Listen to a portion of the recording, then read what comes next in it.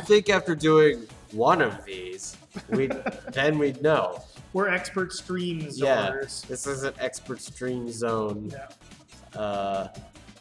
AMA. Yeah. All right, so I'm gonna squeeze in a bit here. Let's get the.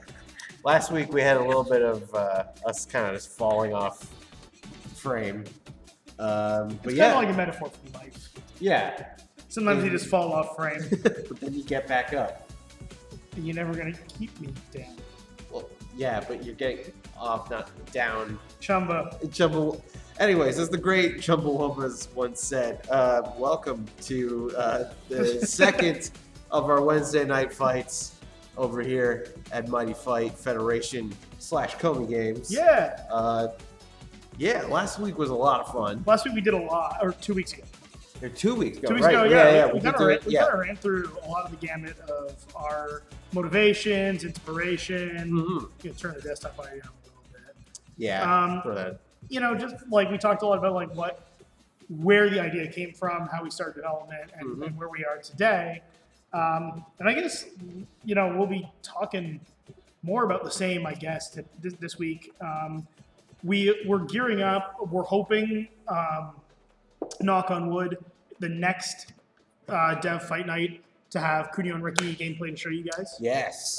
They're basically done from a gameplay perspective. Yeah. We're still working on the environment, and we're still working on their story content. But from a mechanics perspective, we're actually really happy with where they are. We just need to get buy-in and approval from Arc System Works, of course.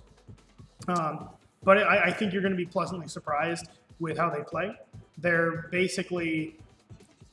It's funny because when we originally started talking about Kunio and Ricky, we were envisioning them more as echo fighters of one another.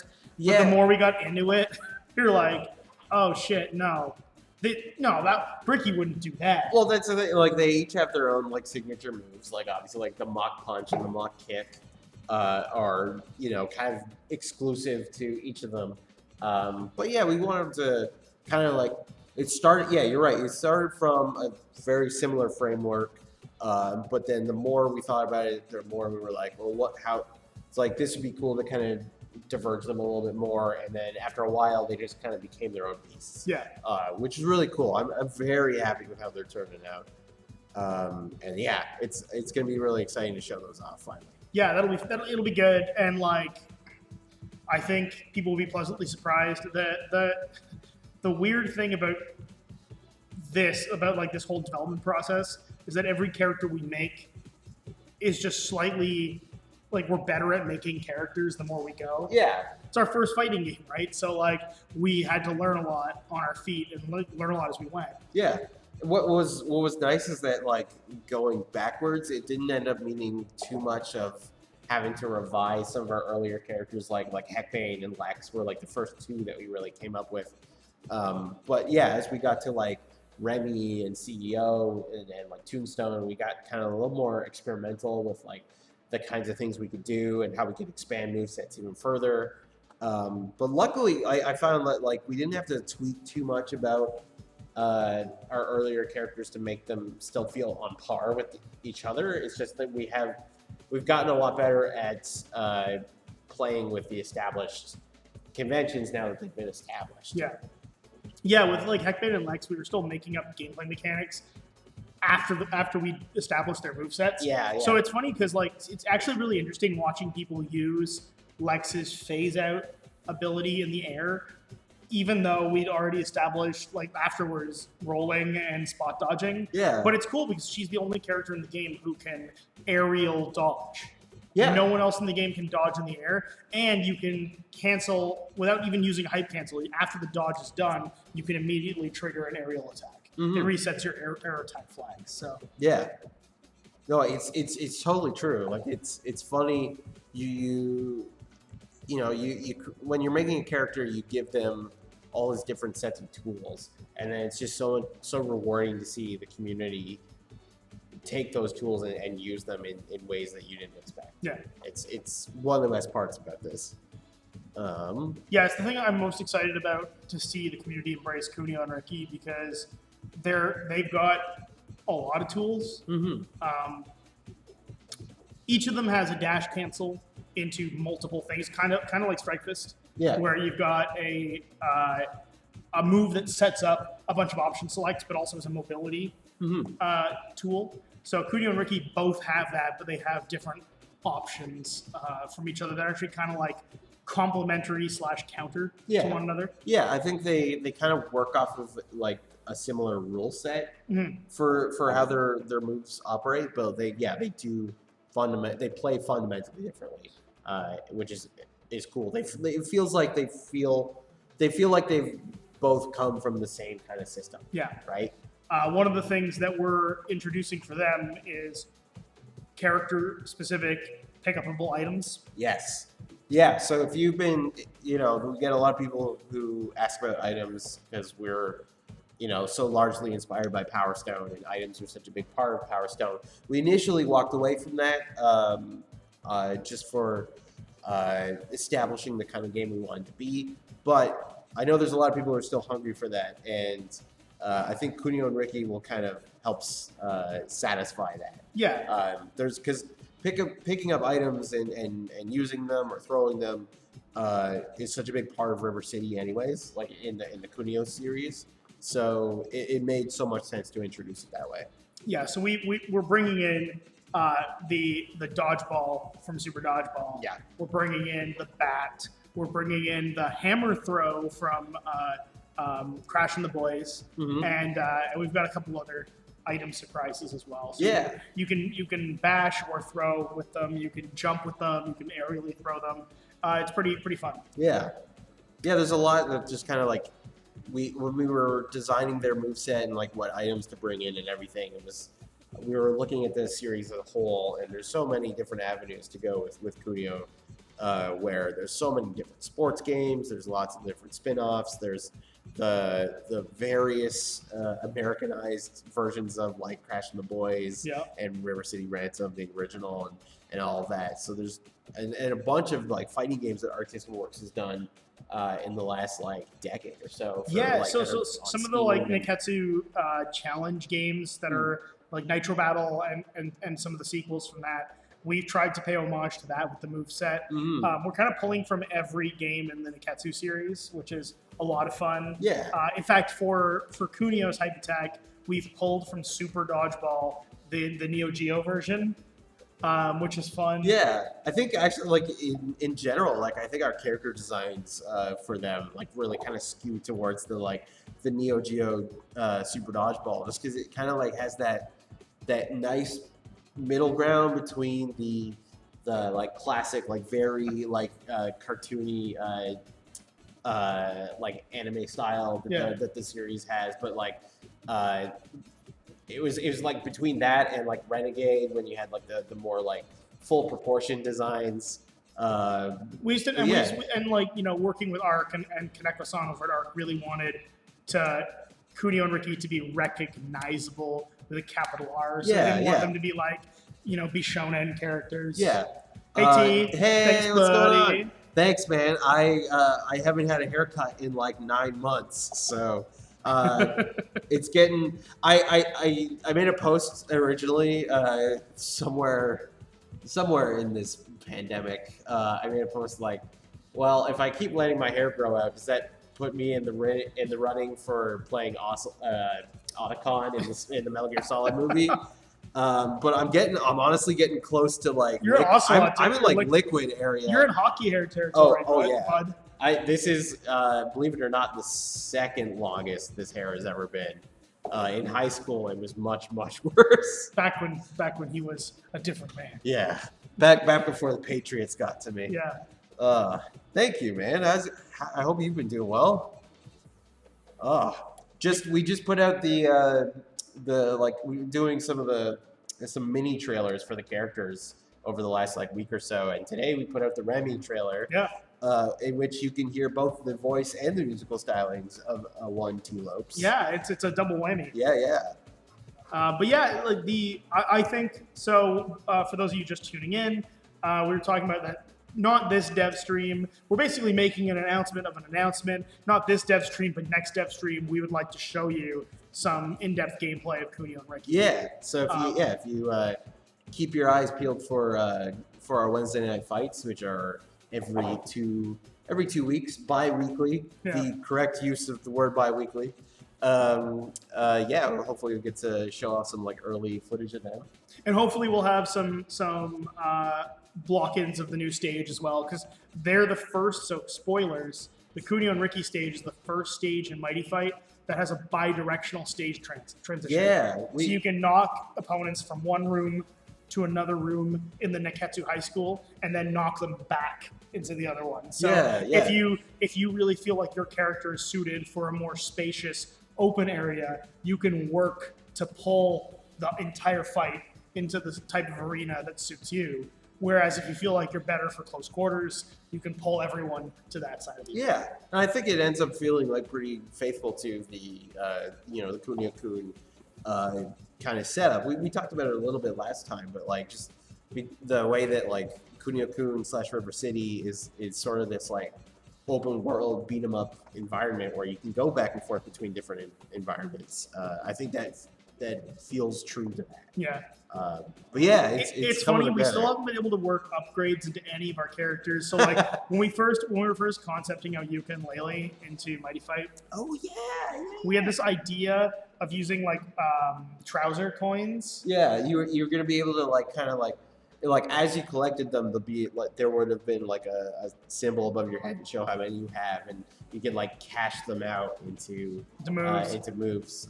But it was just too cerebral. Like there's certain things that like sound really cool on paper. Yeah. But then we're getting into like Blaze Blue territory, where every character has their own meter and mechanic, their own like UI element, the whole different like meter system. And it's kind of ran contrary to what our goal with the game was, which is, yes, we want to be competitive. Yes, we want the game to be balanced so that pro players can play it. We also want it to be approachable. Yeah. Well, I think it's a balance of, keeping it true to the experience you're trying to create, but also being true to the series that these characters come from. And if it makes sense for like what we're doing with Kunio and Ricky and what we kind of did with Toe Jam and Earl, like, those are two series that have a big history of like item pickups and different things that you gain from the environment.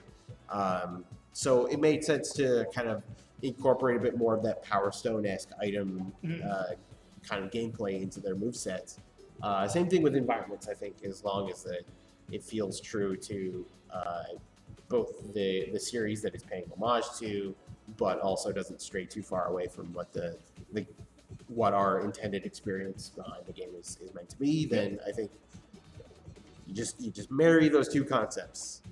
Speaking of Toe Jam and Earl, we just pushed a patch last week, yesterday for the PS5, but last week for every other platform, that fixes a bunch of glitches. Most notably, we've removed or reduced and mitigated the crashing problem on PS4. Oh, yeah. We removed the memory leaks and issues, and it optimized the loading times on PS4 as well. Mm-hmm. This has the knock-on benefit of optimizing loading times for Switch. Mm-hmm. It was exhibiting fewer memory crashes because we're running at a lower resolution across the board on the Switch compared to PS4 at full 1080p. Yeah. But it just means that everything is going to load faster and be smoother, which will hopefully improve the online experience for everybody playing on all platforms. Yeah. Which we can, everyone can be happy about. Yeah. It does. We need to pour one out for the community named Zen handbag glitch. Yes. R.I.P. R.I.P. Earl can no longer take the opponent and have his way with them. Yeah, that was a fun one where, like, that's the thing I like about when you're making a fighting game, like the community has found like so many of these little pieces of tech of performing something that's like a single frame link into something else, and sometimes, like in the case of the Zen handbag thing, that leads to very weird scenarios. But that is no longer there. So and also the bug that I've been calling OP Janelle. Hype cancel out hype attack. Hitbox persist has also been fixed. Yeah. So to the person who flagged it to us, thinking someone was cheating, I actually quite appreciate that. Thank you for notifying us about potential cheaters. It wasn't a cheat. It was just a really bad bug. Yeah, that one was rough, but we squashed it. So move original like half a point down on your tier list, on your personal tier list, and then then now it's accurate. We're waiting for people to join the lobby, but in the meantime, you want to do just like a quick AI run? Yeah. I was thinking like either some AI or. Yo, Dan! Hey! What up, buddy? Oh. Yeah, the bug meta has been nerfed. It's fine. People will find, if they want to play with that version, they'll find a way to hack it and clamp it to the version. All right. So let's see. I was practicing some Remy for that trailer recently, so it's fresh in my mind. Oh yeah. I just wanted to find a way to reduce the audio output so it's not getting picked up on the microphone. Oh yeah, true. Fair enough. Oh, this way. I guess you could just turn it down a little bit on our end. Yep. Yeah. Let's throw. You know what? Our fancy random button will decide our fate today. Wheel of morality. Turn. Oh man, I got some tough ones. Sure. I guess we can talk a little bit about what we want to do for Miriam as well, because I know that's something that's been exciting a lot of you guys. Yeah. And Miriam is legitimately going to be the most intense character we have designed, I think. I think so. She is going to be very technical, just because she had so much potential to pull from. You know, like in Ritual of the Night, there's so many different weapon types. There's so many different abilities that she has at her disposal. So, kind of designed her around like being like kind of like the Dante of this game. Like She's kind of like she's like Dante or like Violet on Black. Yeah, like just. Oh wow! Oh wow! Triple stun. HPD. What's that? What's like that was? No, I'm Remy. Wow. Wow. What would you call like a 3-person happy birthday? A really big happy birthday. Yeah. Just a Chuck E. Cheese. You go to the local bowling alley. We're gonna make this. We're gonna a make cosmic this bowl.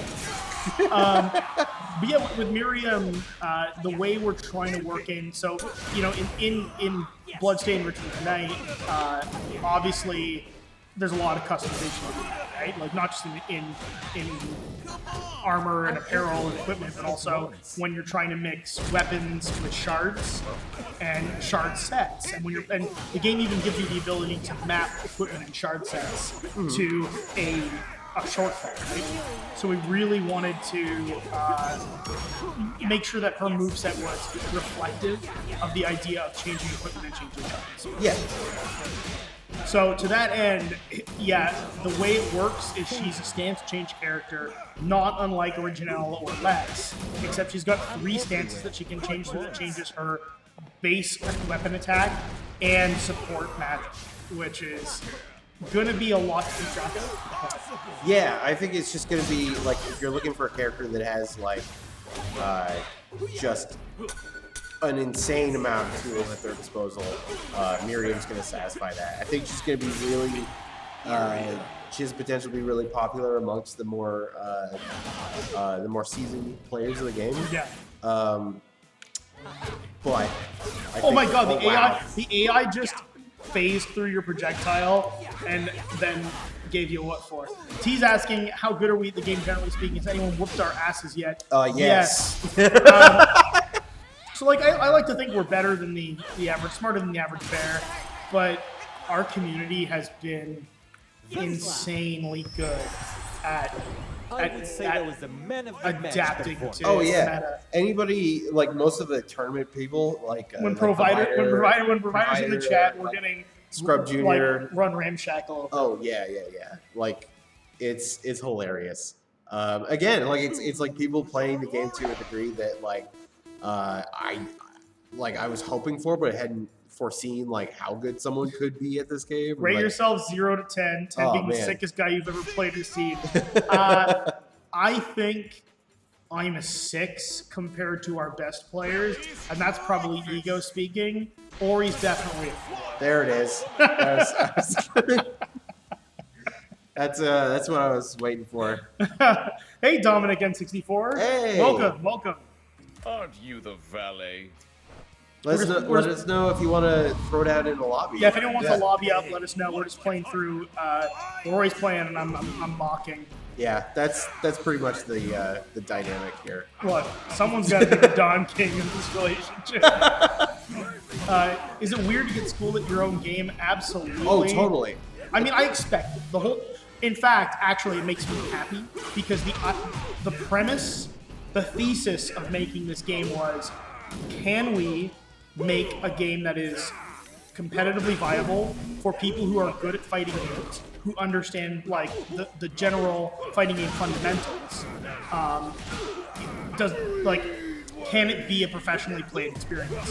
And the fact that there are players who can spend less time than we have playing the game, which is thousands of hours put into this game, right? And they can kick our asses, kind of means we've accomplished our job. Yeah, I mean, like it's all about like from a game design perspective. Like I just like, I like creating the potential for like players to pick up on certain things. Like here's a bunch of different moves that can either link or not link into each other, plus a really flexible cancel system, and just seeing what the community comes up with is such a fun experience and like such a validating experience. All it really means is get good. That's true. Looks like Dominic is game to jump into the lobby. Oh yeah. There's space. There is space because we're gonna go make a lobby. Yes. Also, did have one question. I know you guys said one of your level creators worked on levels of Yooka-laylee. I was wondering, have you guys thought about putting Juan in Mighty Fight Federation? We have, and it's a conversation that we've definitely had with Drinkbox because like we're bros with them. Like that's like Steph, who's the art director of Drinkbox, like lent his stylings to a bunch of our environments. We should say we're a Toronto-based studio, so and like geographically that makes a lot of sense too. And I've known and worked with the folks at Drinkbox for a long time. Yeah. Great people. It's just more about like when we make a character, because we're such a small team, it takes a lot of time and money to create a partner character, right? And the question becomes like, what's the draw? And we're so small that we need to spread ourselves, as cast, like take the biggest shot we can. So for us, the focus is on things like Kunio-kun, Ricky, and Miriam, which are really currently relevant and really like people are excited about. Yeah. Juan is a cool character who has such a perfect moveset to translate to a fighting game. I could think of like how we would map certain abilities from Yooka-laylee into his moveset in our system, like in a day. Like it's very easy to pull from. But like in terms of Drinkbox's priorities right now, they're focused on nobody saves the world, and like Guac is kind of in the back burner. So like it's something that could definitely happen, but we want to gauge fan interest, but also Drinkbox's interest as well. Yeah, and at the end of the day, like the more people play Mighty Fight, the more likely we are to add more and more characters. And so. It's like we want to kind of just like establish this first like season of characters with like Kunio and Miriam and some more surprises that we've got lined up. We want to kind of like plant the seed and see how things shake out. Yeah, like we're having some legitimately exciting conversations right now with other IPs that we can't talk about because they might go nowhere, right? Like it might just fizzle out, but the conversations are super exciting and it could be something huge. But the nature of the biz is that like these kind of things come and go. You've got to get so many stakeholders to agree. And it's one of the things that I see you see it on Twitter a lot, especially about Smash discourse. You're like, why don't you just get character X? It's like, well, the problem with that is that character might have like 20 stakeholders. Yeah, I don't want to call anybody out, but I loved. There's some comments that we got on the Kunio and Ricky stuff where it's like, oh man, you guys should get Billy and Jimmy and a Bobo and named like 8 characters from Double Dragon. It's like I would love to have anybody from Double Dragon. That's a lot of characters. But there's also this like conversations, and the tough thing about the industry is that it makes it hard to be transparent. And I know that a lot of people who are really excited about games wish they knew more about how the sausage was made. But unfortunately, there's a lot of non-disclosure agreements that kind of shroud the things we're allowed to say. Yeah. And a part of that is like, so, and I will say this, we were given the option when we were originally talking to ARC about whether to bring in Kunio and Ricky from the River City franchise or Billy and Jimmy from the Double Dragon franchise. And they were actually quite surprised that we wanted to bring Kunio and Ricky over the Double Dragon because in terms of like Western approval, like or Western interest, ARC's perspective is that the West cares more about Double Dragon than they do about downtown Neketsu and River City. Yeah, I mean, like I would have been more than happy to work with either one. Like Double Dragon is such a huge part of like 90s gaming in general, and so is River City. So it was basically just kind of like down to like it would have to be one or the other, at least initially, and we ended up just picking River City. Because like for us, River City, at least for me, River City resonates a lot more. And also, there's just more you can do with their moveset because the universe is bigger. Oh, yeah. By the way, D64 is in there. But yeah, I want to point out that our buddy Dan in the chat, Danimal Cannon, just released Retromania Wrestling. Yes. Which is also dealing with classic Technos franchises. So the Technos Arc System Works Kumbaya Love Fest continues. That is true. But Dan did all the sound design and composition, and for that game, it's doing gangbusters. So I want to throw out a shout out to my boy Dan. Yeah. I'm excited to pick that up this week. But yeah, I can imagine WWE having the likenesses on lockdown is fucking bonkers. Oh my god, yeah. Like just whenever you're dealing, like it's difficult enough to work with an established IP, but when that established IP also has real life likeness rights to deal with, that's a whole can of worms. Also, yo, AR Video Games, welcome to the chat, buddy. Hey, good to see you. Oh, it's a Billy Mirror match. It's a Billy beat up. Crime doesn't beat up. Beat him up. What It's Billy beat off. Oh. This is a... I've been watching too much FP. This is a PG-13 stream, I'll have you know. Mighty Fight is a game for good boys and girls. Oh, that line's going to live here for me forever. That is the regret your words and deeds of Sakurai. But yeah, like I really at some point in my career when it's like when enough time has elapsed, I would really like to write maybe not a memoir, but like a chronology of licensing insanity I've dealt with. Because like being involved in the Marvel licensing agreements during the Disney acquisition, dealing with like the Activision stuff on that side, like licensing for Mighty Fight, working with IPs. Oh my god! Oh, that wasn't a double KO, but it looked like one for a second there.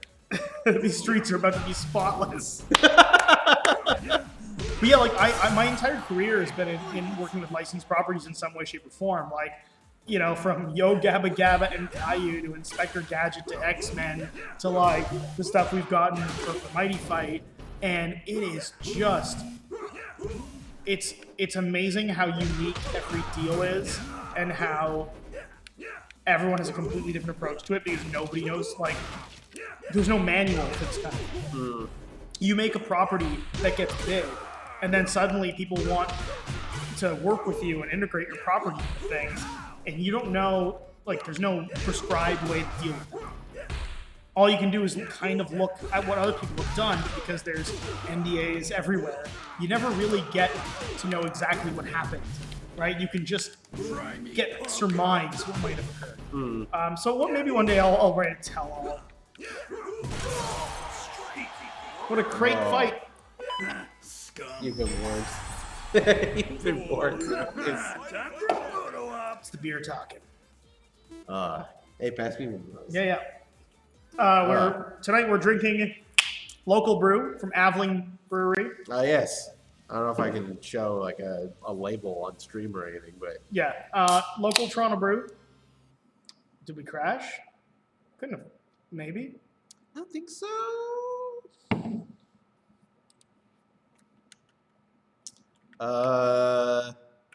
Dominique, is it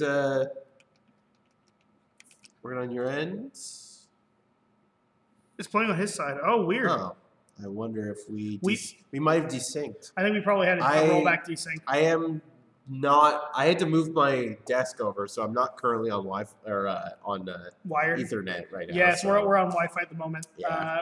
Might just need to bounce out. Okay. Hopefully that won't mess up the stream too much. Okay. 1 second. Sorry about that. We had a office catastrophe. Oh man. So roofers were in here redoing our roof, and in doing so, they were trying to remove like this very, very old smokestack.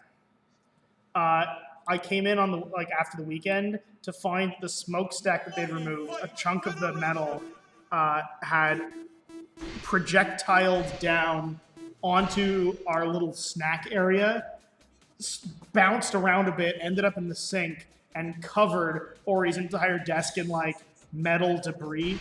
Thankfully, it didn't bounce the opposite direction, or it would have crushed my PC and him. It would have killed Ori. But also my PC though. Yeah, that's less important. Hilariously though, in the process, I did end up destroying my own backup hard drive.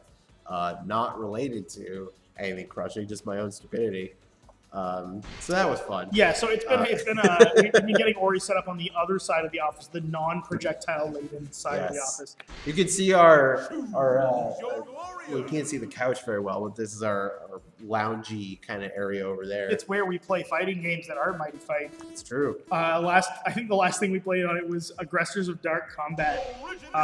Was it that, or I thought we did some Street Fighter 4 on that. Oh, we did some Street Fighter 4, yes, Ultra 4. But yeah, no whiskey tonight, T. That's at home. The office, we went on a walk earlier today and just bought a metric ton of local beer. Yes, we did. It is National Beer Day in the States, so that's why we kind of decided to stock up. We're gonna switch over to Original. Dan, I hear you got your jab. Oh, really? Yeah. Vaccinations, super exciting for our American folks. Yeah. We happen to live in a bit of a vaccine drought here in Canada land. Oh, I know, man. Don't get me started. I have never been envious of the American medical system until recently. Yeah, that wasn't really a feeling I was expecting to have before, but boy, I am feeling a little jealous of that. But hopefully soon. It seems like maybe Ontario might be getting a little faster at it. Look, folks, everything's on the table, folks. Oh my, it's been on the table for a long time. Ooh, all right. Oh! Sir drops a lot. Where were you when I was landing that awesome convert in my super? I was looking at the chat. Yeah, I bet you were. That's fine. Yo, T, you're getting your second shot next week, so you're about to be a superhuman. Oh, damn. Congrats, man. I'm glad. You gotta come up to Canada. Well, actually, no, we're a bit of a COVID war zone at the moment. Yeah. Let me come down to Jersey.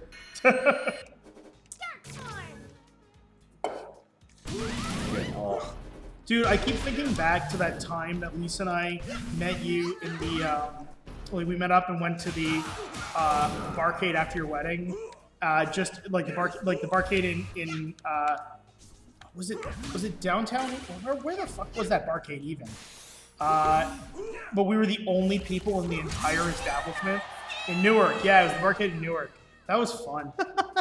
It's so weird to be like the only people in a barcade, except for the bartender. Oh, I miss barcades so much right now. Yeah.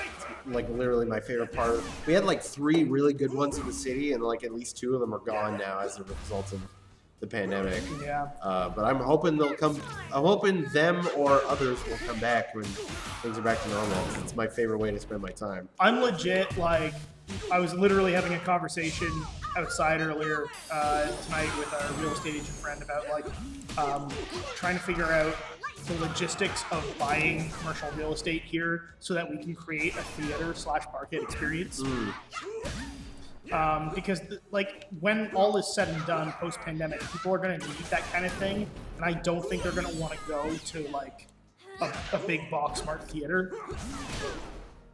It's definitely going to be interesting seeing, like, I don't like everybody's eager to get back to like where we were, but like everybody's got like such extra anxiety about being around other people now, even more so than I had before. Yep. So that's gonna be interesting. You're right, T.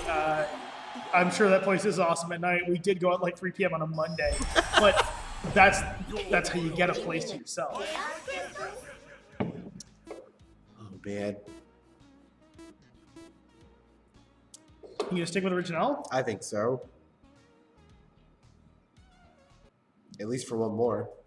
Graceful Goddess Original! T, I think the last time I saw you was at MagFest.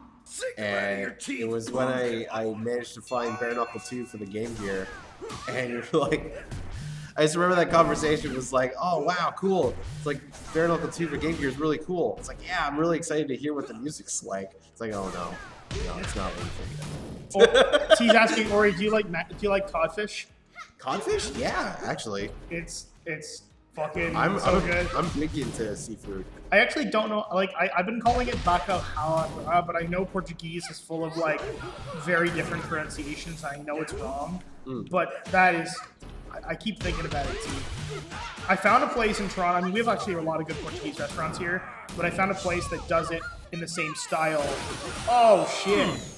As the place you took us to, and I've been seriously thinking of ordering it. Lisa's still so embarrassed that when she thought she was ordering short rib, she thought she was ordering a single person's serving of short rib, but it turned out to be like half of a cow. She's still embarrassed about that. That's awesome. Yeah, Dan, I hear you about that. Like, not playing shows is a bit of a relief, but we just had we did our first. It was like a Flintstones trip too. It was hilarious, but we just had like our first ever in-person jam since the October it was September. Oh yeah. And we trepidatiously all gathered in a rehearsal space in a single room and jammed, and holy shit was it cathartic. Yeah, I haven't had that in a long time. It was very refreshing.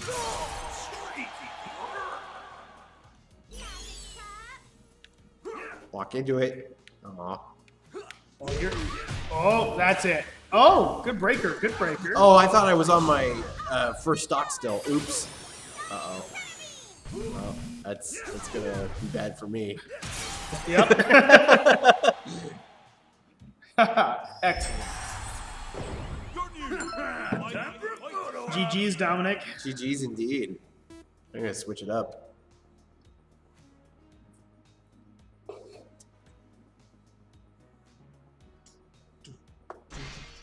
Choose your warrior. Yeah, it's funny because we're juggling Mighty Fight updates with some company contract work, with figuring out what the next thing is, but also we're still doing music for the movie, the FP, like for the new sequel that's coming out. Mm-hmm. And so it's been like this fun juggle of creative endeavors, but not being able to jam has been a real stifle on the music side of things. It's just such a different energy. I find I get I'm way more energized when I'm around other people and we're able to feed off each other in real time. It's just not the same. Yeah. Same thing with just like video chats in general. Like it doesn't do the same for me as it does for actually being there. Crime doesn't But pay. that feels kind of obvious. It's emotionally exhausting. Yeah. There's been studies about that too, like recently. It's kind of cool though, because we are learning more and more about how digital interaction affects us on a like mentally, which is something that I don't think would have been researched as aggressively pre-pandemic. That's true. You know, there's silver linings somewhere in here. Ooh. It's my favorite. It's my favorite move in the whole game, I think. DK Vine gave us a good shout out yesterday about talking about the different outfits of Capital B. Oh yeah. And how we introduced the golfing Capital V variant. It's very similar to like what I loved about K. Rool, right? Like, cause like every game that K. Rool's in, he's got like a whole different identity. Like he's like a king or a pirate or like a weird scientist man. Maybe K. Rool's just a millennial, constantly having to reinvent his career Like because the market falls out from under. The Kremlings are all about the gig economy. Yeah, exactly. No, they're all about the economy. It's the best sound in all of video games. All of video games. Yeah. It's like up there with like the door opening in Doom. Like I feel like I've heard that sound a billion times. I will say that the door closing sound in Doom is very sounds kind of like a monster.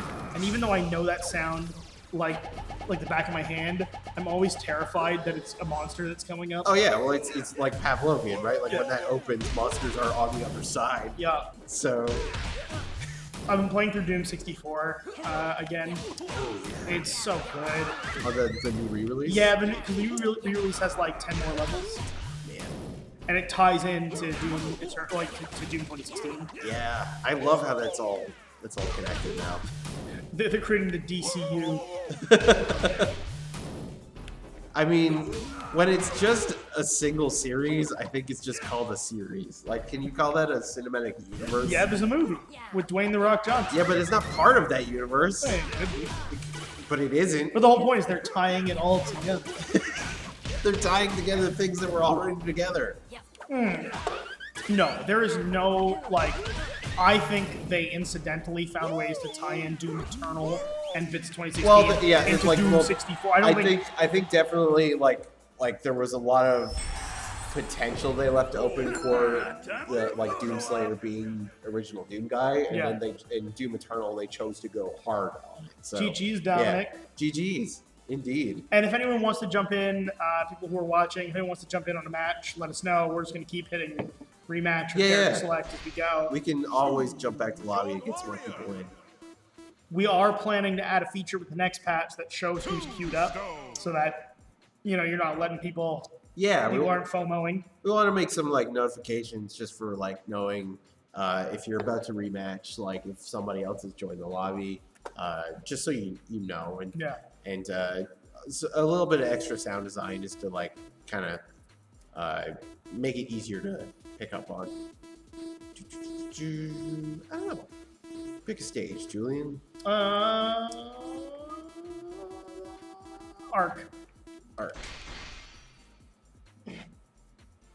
Aboard the Ark, a genius at heart. It's legally distinct Shadow Moses. Yes. Yes, it is. It is legally distinct. I'm glad you said that. Dear Kana. Oh no! Oh, shoot. We had a DC. Well, we're back to the lobby. Lobby is open. Oh, he got Dominic. Oh, okay. That's fine. We're back in the lobby. Yeah. I'll be right back. Go for it.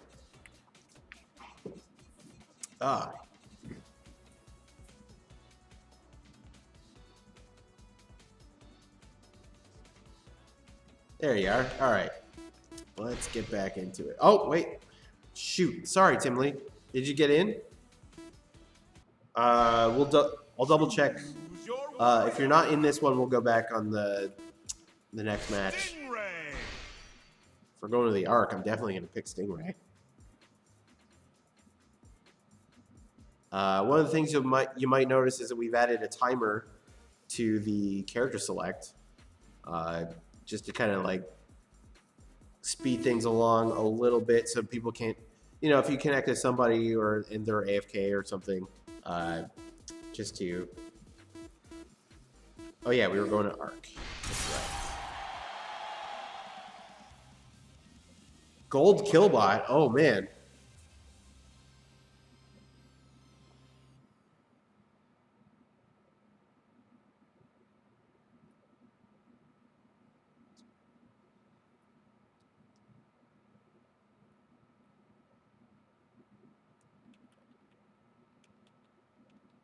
Let's see here. I'm just curious because I know Tim Lee. Oh, there we go. There we go. How loud you can scream. Oh, I didn't mention you're here forever. I like the green on Hyperion. I don't know what it is. Something about the green and purple just works well.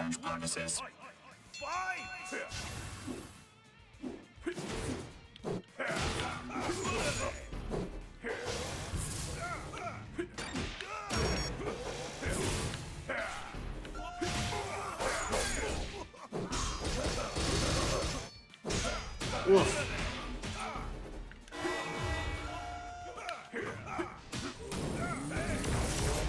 See if I can get this close enough. Yes!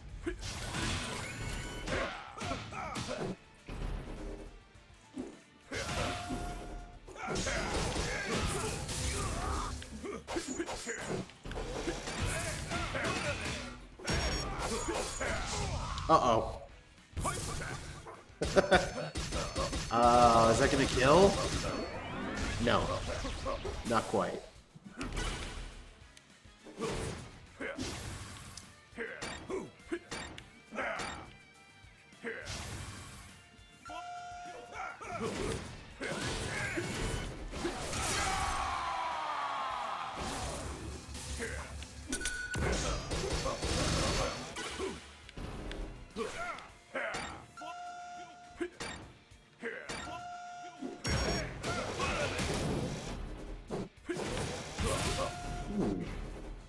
Nice use of megaphone there.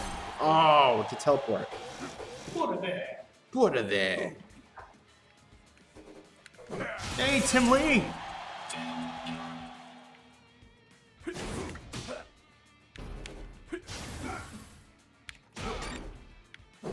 Tim Lee bringing the KB. Yeah. Gotta be KB.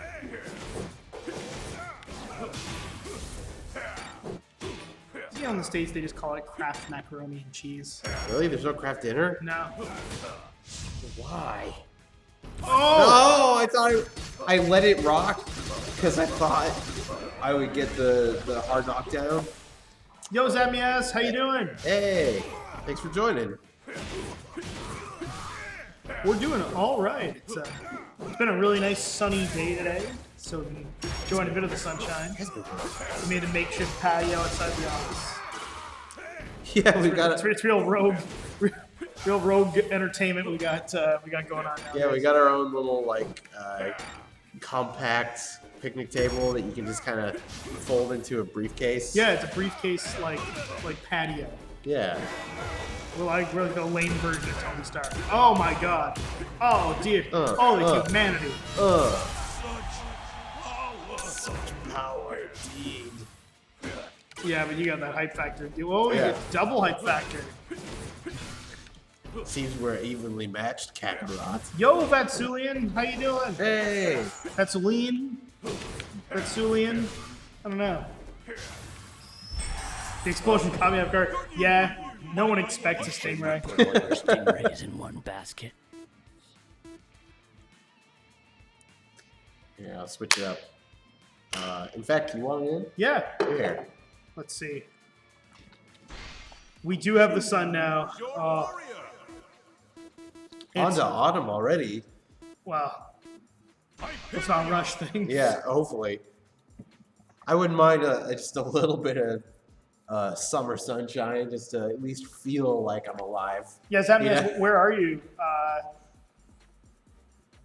Are you I mean, if you're heading on to autumn now too, I'm guessing you're south of the equator.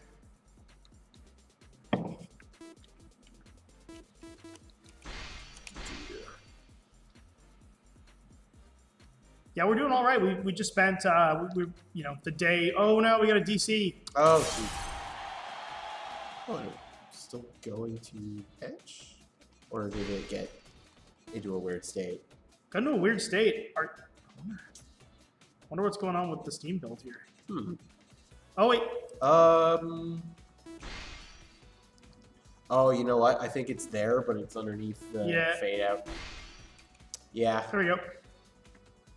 Let's see. Yeah, that happens occasionally. Damn.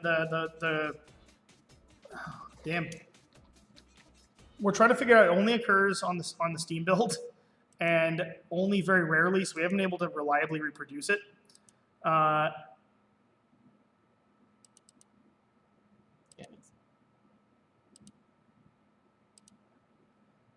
We're good. Sweet. Sorry about that. Awesome. I'm so glad you love the game. Oh, Chile. Nice. That's awesome. I actually spent a lot of time in Colombia and Chile, just going up and down the coast. Ah, nice. I love it there, and there's a lot of fighting game fans, a lot of SNK fans out there too. I've never been, but I would love to. Matsuli says, by the way, I love Mighty Fight. It's so fun. I love the roster. Thank you. Yeah, it's Thank you very much. It's definitely a labor of love. Mm-hmm. Anyway, the lobby's back up. Sorry about that again.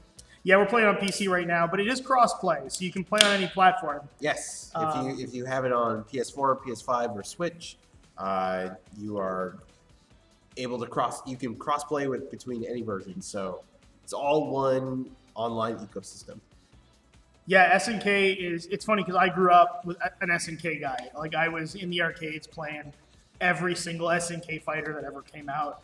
And so every person from South America who's a fighting game fan is always like so excited to just chat SNK because there aren't a lot of us here in North America. All right, Tim's back in. This time you're taking on me. Leave Jiren to me. I've had a few beers, so I can't guarantee that I'm going to be any good. It's my excuse. Oh, man. It's my crutch. Yeah, I came into SNK a little late. I was definitely aware of the KOF series. I wasn't as familiar with like Fatal Fury or Art of Fighting, but like it was definitely like through you. I think I've gotten sort of a Latter-day Saints SNK education. Yeah, I am an evangelist for SNK. It's the OVAs that really like sold me. Fatal Fury OVAs. Gets you into the Southtown mythos, and once you're in the Southtown, you get sucked in. I love it. Tim, are you gonna ready up, or you want us to go without you? I actually don't know if Tim's in chat. I haven't seen him. I'll check the Discord. Oh, nice. You're using a Switch controller on the Steam version. We did try that a couple times, so I'm glad it's working well. You can play the Steam version with a GameCube controller. Yes. It is functional. We made sure that worked. Me Mansion sends their regards. Yo, Dave. All right. Well, Tim, I'm going to give you 15 to 30 more seconds to ready up. Venture Moose, how's it going? You're our Venture Moose brother, our Venture brother, if you will. Go Team Venture.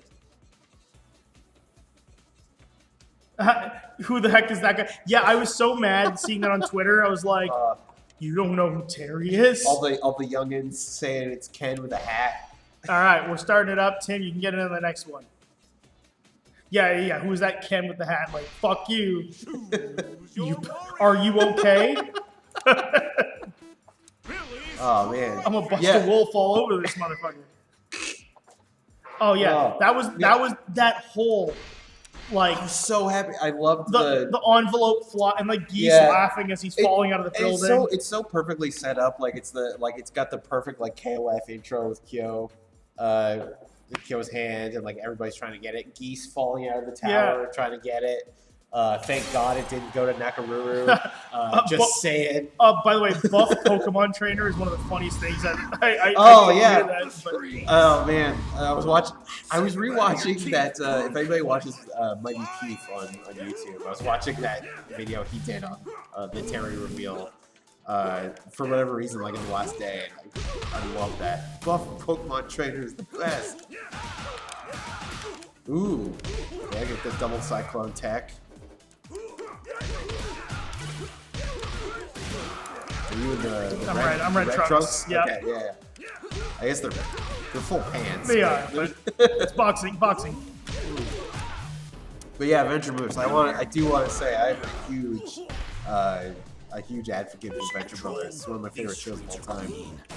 Hopefully it gets picked up somewhere. I hope so, but I'm not. I'm not. I hope so, but like I'm not hopeful. You know? mean, Venture Brothers is one of those shows where like in 6 years I'll check and hey, is there a new season? Cool.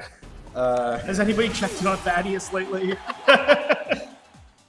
I want them to come back and it's literally just like Rusty's like just drunk out of his mind at the couch. He's like, "Oh God, we were supposed to make another season." Oh! All right, this is close. Yo, we talking Venture Brothers? Yeah, I'll talk Venture Brothers any day. Yep. Any day of the week. Oh yeah, the stage transition. Nice. Into this totally Regular yeah. sized chair. And then the perspective makes the chair look really normal until you get real close to it. It's like a naked gun joke. What is this, a chair for ants? Or opposite, I guess. I love the, like, in my headcanon, CEO just bought that chair because it was more expensive and didn't realize it was too big for him, so he just sits there like a big baby. That plus, like, just multiple portraits that are the same portrait of himself. Yeah. They're all just copies of each other. It's so good. Look, it's cheaper that way. And you know what? Rich people are really cheap. Mm-hmm. Okay, I gotta get this. I gotta focus. Oh, no. Hey, me mentioned themselves are here. Oh, the MM? Yeah. The House of... The House of M? Yeah. Is AJ secretly Mephisto? Yeah. Damn it. Where's the next street that needs cleaning? Good game, Dominic. Mm-hmm. All right. I'm warmed up.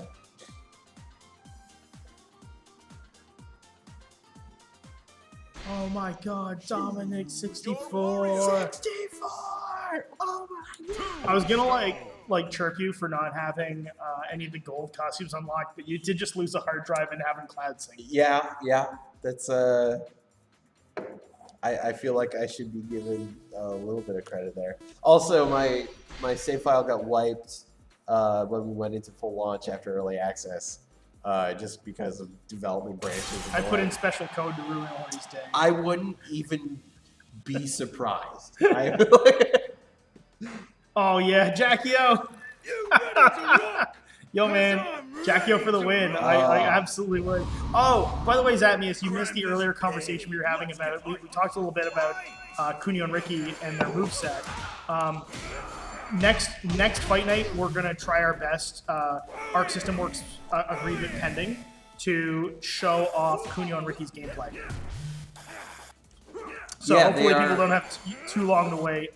Yeah, well, I when we get closer to their like full release, we'll do like a proper release trailer and everything. But for everybody who's keeping a close eye on the game and like interacting with the community and stuff, we'll be showing off hopefully some early gameplay, just to give you a little taste, because they're coming along quite well. Yeah.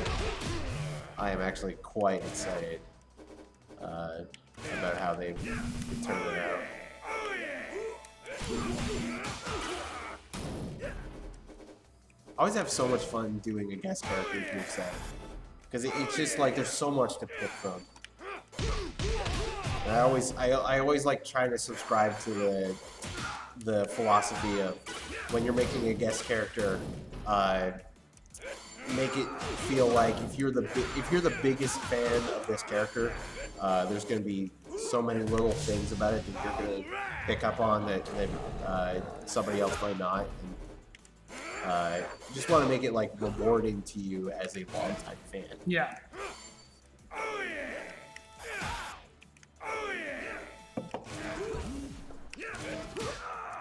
Oh man. Okay. Trying to control that space with Pete's cutter. Good breaker. Just no skull projectiles.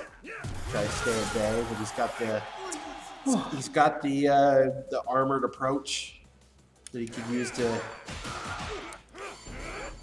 break through that. That's the thing about Tombstone's launcher is there's a big commitment on it. Like it lasts for quite a while, and you're working with 3D space, so you can just literally walk around it. If he's got no meter, too bad for him.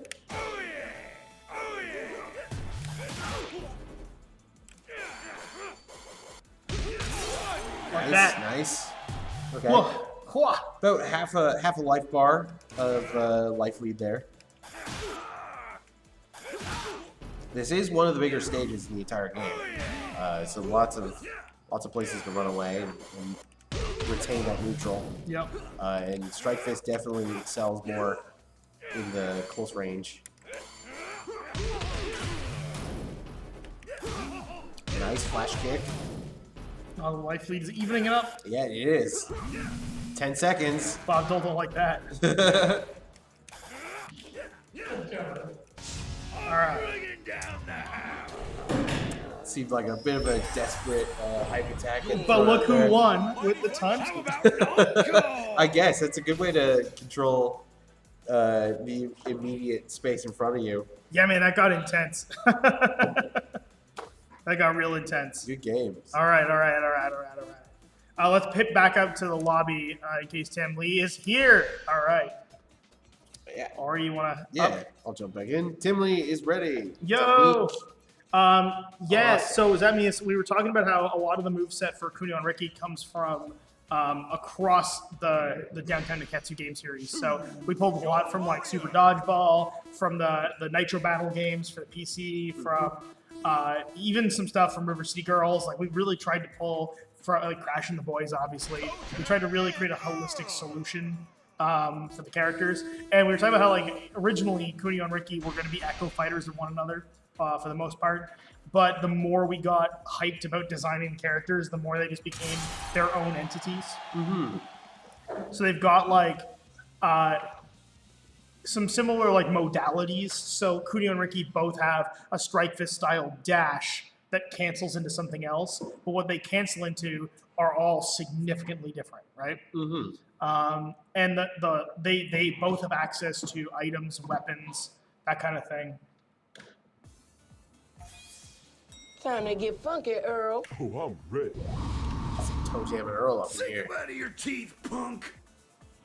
Oh yeah, Matsuri, do you play CEO and Original? Their CEO is one of my favorites. I just think we kind of built him to be a pastiche on Wolfgang Krauser and Vega, which is literally what I play in Street Fighter and King of Fighters, respectively. It's literally your two mains. Yeah.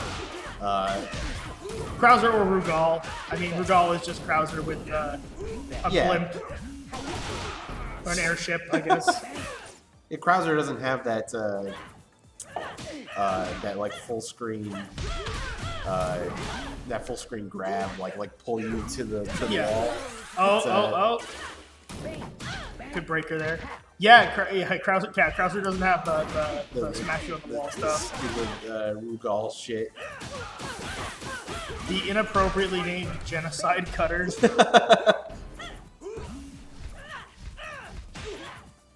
Yes, absolutely, Zatmius. We're going to release Kunio and Ricky same day, every platform.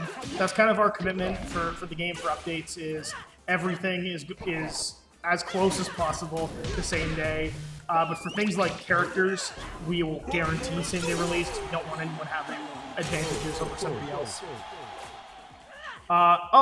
Billy and Jimmy could appear. It all depends on if Ark wants to keep the relationship going after Kunio and Ricky. So the ball's in their court on that side of things. Like we actually have talked with them about the Double Dragon characters, and it's something that they're on board with. But I think it's really going to be about how this relationship plays out and how Kunio and Ricky perform.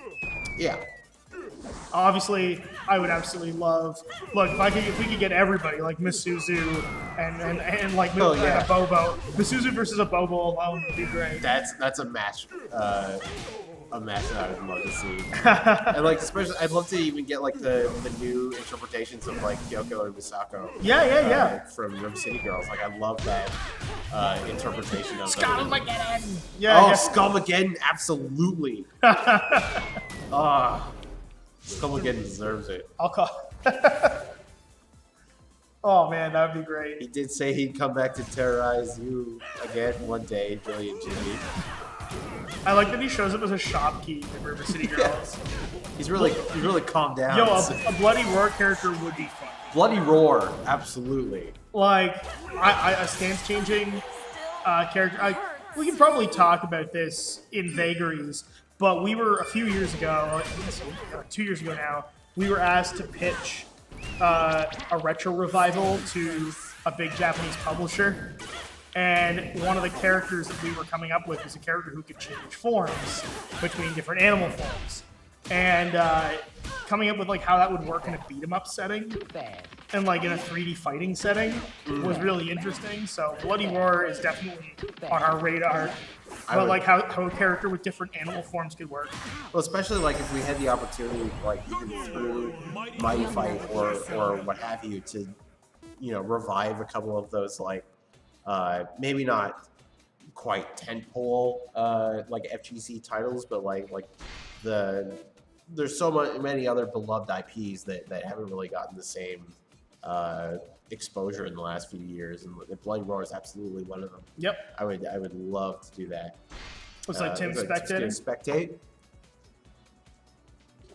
Yeah, I feel like there are a lot of abandoned fighting game franchises out there, like the Island of Misfit Toys. Yeah. Well, like again, we talked about Fighters history and what became Match Melee, the greatest fighting game ever made. And they haven't made one of those because Data East doesn't exist anymore since 2000. I think Match Melee was 2002. But like, I would melt. Not a melty blood, but a bloody roar. Yo, do you guys hear there's a new Melty Blood coming out? Was it? I was hearing something about like they were like adding rollback to like there's either like a new Melty Blood or like a Blaze Clear or something. But it must have been Melty Blood. Melty Blood. Yeah, that's. I didn't expect that, but that's cool. I'm really happy for that. Look, I'm a fan of Soft Circle French Bread. They're a great team. And I like Eunice. Like I'm a big Eunice stan. So like Melty Blood's in my wheelhouse. Oh yeah, Eunice is pretty into that wheelhouse. Oh, it's the same team, right? Like that's their first big fighter was Melty Blood. Yeah, Vatsilin, new Melty Blood. I don't know if it's out yet, if it's coming out. And I think they just announced it. I think it's like a plus alpha version of the last Melty Blood with rollback and like a new character or two. That's what I'm hoping that this new Virtual Fighter news is about. Oh, Daimo, yeah, Miriam from Bloodstain. So Miriam is coming very soon. We were talking about her moveset earlier, and it's going to be the most complex moveset in the entire game. Yeah, she's going to be like, the comparison I keep using is Dante in Marvel 3, where like I think Miriam's going to have the most expansive moveset of any character in this game. Well, it's kind of like take Lex's moveset, but add another form change's worth of moves. Yeah, there's a lot to play with, and we wanted to like, Ritual of the Night I think was like the gold standard of like what to pull from, because that's like her Throttle from Biker Mice from Mars. Yo, Zamius, that is wow. like That would be Lindbergher episode. wouldn't stand a chance. I constantly Rumblefish. Jesus Christ, Tim. That's a deep cut. Yeah, actually, I would love a character from the Rumblefish. I was playing last time we were in Kyoto pre-pandemic. We were there for Bit Summit. We walked into this like arcade that was just in the middle of like a residential area in Kyoto. And I found a Rumblefish machine, and I just sat down and didn't play anything else for like an hour. I was like, what are you talking about? Rumblefish, and you were just getting super excited about it. Yeah, Rumblefish is one of those fight. Again, talk about Island of Misfit IPs. Like, it's one of those fighting games that it definitely came to the West. I know there was I think it was like a PS2 Rumblefish, but I definitely just played it in arcades. But yeah, it's weird. Like, not to be confused with Rumble Roses. Oh yeah, which is its own another below. which is its own kettle of Rumblefish. Yo, we need to get somebody from the Outfoxies in there. The Outfoxies. Oh my god. Dom's taking a quick phone call, so it's back to lobby. No worries. Okay, I don't even know what a Katsuki BlitzConf is. Please educate me, Betsulian. Katsuki BlitzConf, I definitely don't know it. Oh, Jay's running Jason's a live. running. Yeah, let's just shark this place for a while. Yo. No Blitz tank, please. Oh, Tim Lee's in this. They're in match. I believe that's what that means. Yeah. You know what I'd love to see? I'd love to see Walt. Who am I thinking of? Is it Waldstein or Waldstein. It's Merkava. Oh, Merkava, yeah. Merkava's the best. I would put Merkava in every fighting game if I had the chance. Yeah. I want to. There's certain fighting games I really want to bring back. All right, they're ready. Oh, sweet.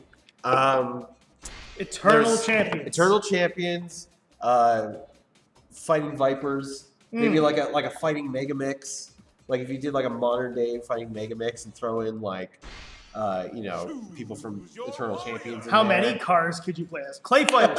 Okay, I got a Clay Fighter story. I got a fucking Clay Fighter story. So the year is 2009. Interplay is in the throes of its like bankruptcy nonsense, right? Like Interplay is selling off its IP, and I think Vivendi owned most of it. Mm-hmm. So at some point, this dude from France representing Interplay sends me a message on LinkedIn in 2009, and he's like, "Hey, are you potentially interested in licensing or working with any Interplay IP?" And I was like, "Yeah, absolutely. We're particularly interested in Clay Fighter." Now, keep in mind, this is a long time ago. And he's like, "Oh, awesome." So we get on this phone call, and like, the dude is just so exuding so much like French, like heavy Parisian French accent. I'm just imagining him chomping on a cigar. He's like, "So you want Clay Fighter? Clay Fighter. You want to buy the license from us?" I'm like, "No, we just want to license it. We don't want to buy. We don't want to like buy the rights to Clay Fighter." He's like, "Well, we don't do licensing. We're just selling it off." I'm like, okay. How much do you want? And he's like, $400,000. I was like, for Clay Fighter? Absolutely not. There hasn't been a Clay Fighter game since Clay Fighter 64, and let's be honest. 63 and a third, excuse you. Yes. And like we went back and forth, and it was this funny thing because like I thought he wanted to like do a small licensing deal or fund a game, but he wanted to just sell us all of Clay Fighter. And like in 2009, I was a really small indie dev. We had no resources. We were in no position to throw down like 400 G's on the Clay Fighter license. But it is a Naked Gun 33 and third reference, Dan. It really was. It's the cleverest thing about that game. Look, I would, if the opportunity came up, I would absolutely like if Mr. Bad Frosty was like a character on the table to throw into something, I would absolutely do it. I would spend thousands of dollars on a Clay Fighter license. I would not spend hundreds of thousands of dollars on a Clay Fighter license. Like there's a value proposition about all of these things, right? But that's one of the funniest. Like, oh my god, I've got just weird overvaluation of IPs. I guess that's kind of Interplay's jam, was like overvaluing everything they had. Clay Fighter. The Blockbuster exclusive version had Boogerman. It did. It did have Boogerman. Remember that time the creator of Boogerman tried to do a Kickstarter to revive Boogerman? Yes, I do actually. Yeah. Or like I would have. Boogerman, I remember being, he was on my radar because it was a Genesis game, and it was like in magazines all the time. And it was, actually it's a decent platformer. It's beleaguered by gross out. It's that 90s gross out culture. It's like super... Yo, Gekido was Interplay. Yes, Saturn, yes. And Daimo, yes, it is a fucking ball pit. It is a DashCon reference. So fun fact, the carpet in the main area is modeled entirely off of the MagFest carpet from the Gaylord Resort in Baltimore. Yeah, we spent a lot of time in that particular hotel. Creepy crawlers. Yo, Mees! Creepy crawlers? Yo, Mees, welcome to the chat, buddy. Hey! This is the greatest commentator Mighty Fight has ever had. Yes, correct. Both Bees and Uncle Vince Yeah. did an incredible job. But like, dude, one of the greatest up-and-coming FGC commentators out there. 100%. Oh man. He plays this little game called Smash that he commentates. You know, it's. Actually, I want to play you in Smash. I think I'm not so bad in Ultimate. I've been posting sporadically some like highlight reels from my exploits in Smash. I got a good Sonic. I got a good little Mac. Thanks, Lisa. Carpet also visible at the RNC in Borat 2. That is true. Yeah, it's the same same place. We do need to pour one out for that carpet, though. What? They tore up the carpet. What? Yeah, the carpet's gone. It's a different carpet. They replaced it with another heinous carpet. But the one that we have is gone. I know, Dan. Dan, I know. I don't know how to feel about that. No, I do know how to feel about that. I feel bad. Yeah. Don't like it. Think of all the nerd sweat that seeped into that carpet over the years. They had to replace it. So many Wizards packed into one room. Yeah, there were a lot of wizards that one year. Remember that time they tried to get the Washington Wizards to show up for their Wizard Festival? Really? Yeah. Oh man. And like no Washington Wizards.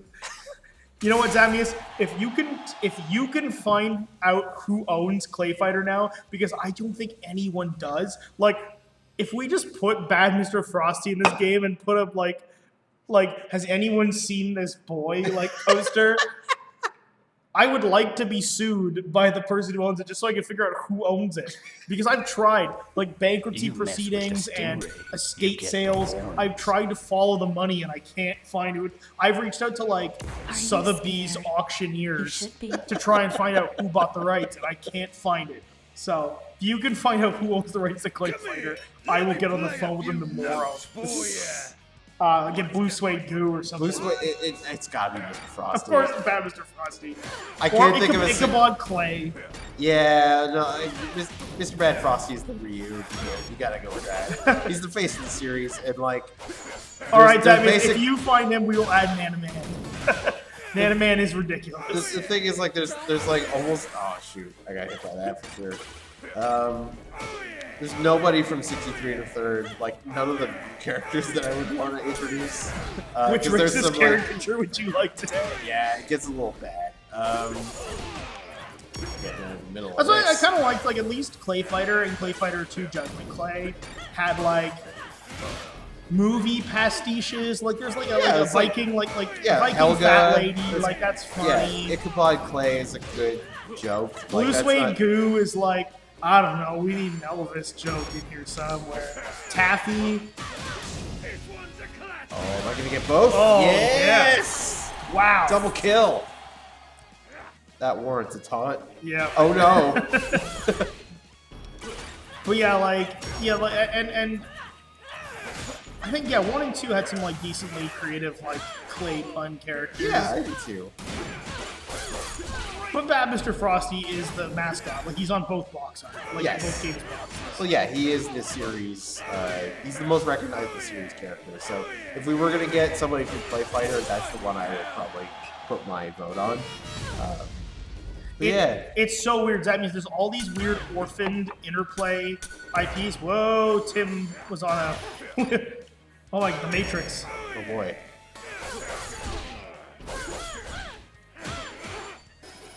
I think we might have Might get a DC. a DC here. Oh, of course. That's when you sync back up to get out of my hypertech. That's great. It was all a ruse. Yeah. Debated. That's But okay. yeah, I just wanted- it's crazy, like the auction, because like I've got email threads. I really tried hard to find out who owned the IP for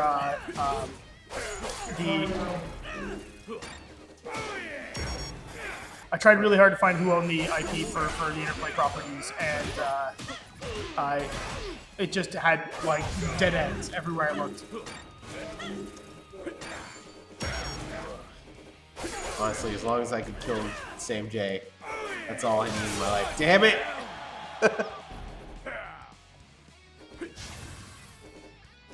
Yo, Jay Stingray is pretty good.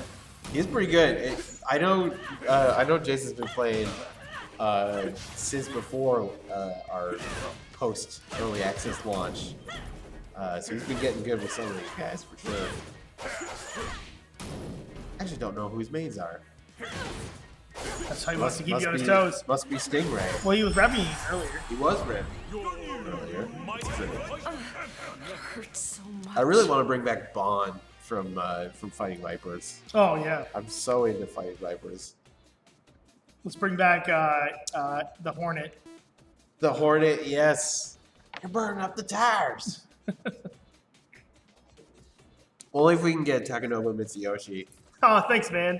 Like, honestly, if we have one positive trait, it's obscure knowledge and taste of video games and characters. I gotta be able to monetize this somehow. I know.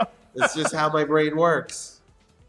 I would Yo, Sega Soccer Slam, man, that would be rad. I would 100% love a Sega Soccer Slam like character. You don't.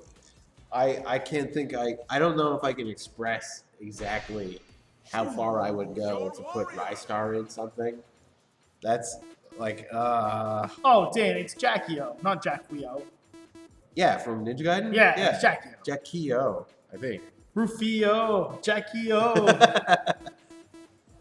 Let's see. I'm gonna go as CEO. With It's kind of bonkers that we're gonna have to rejig this character select for 3 more characters. yeah, we're gonna have to adjust this stage select as well because we're gonna have a lot of stages by that point. Quio for Lyle, you're probably a GIF person too, Dan. I'm pretty happy we added the timeout to stage select and character select because it just prevents people walking away from there. Yeah, I just wanted like Console to make I a know sandwich. I know it's, like there were people going into quick match and getting matched up, and there might be a situation where like someone said it and then walked away or something or went to the washroom. Dude, Just to make sure that that never results in nothing going anywhere.